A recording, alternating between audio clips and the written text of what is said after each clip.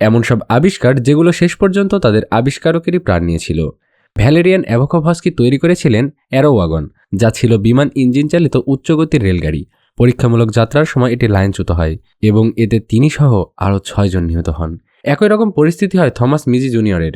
তিনি পুলি বেড সিস্টেমের উদ্ভাবক ছিলেন। পরে তিনি শয্যাশায়ী হয়ে পড়েন এবং নিজেকে তুলতে সে পুলি সিস্টেমকেই ব্যবহার করতেন, কিন্তু একদিন সেটি জড়িয়ে গিয়ে তিনি শ্বাসরোধ হয়ে মারা যান।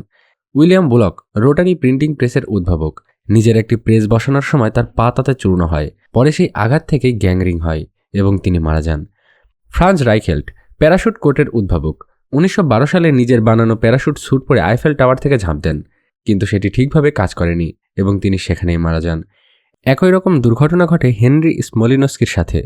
তিনি 1973 সালে একটি ফোর্ড পিন্টো গাড়িতে ডানা লাগিয়ে উড়ন্ত গাড়ি বানান, কিন্তু মাঝ আকাশে সেটি খুলে যায় এবং তিনি প্রাণ হারান।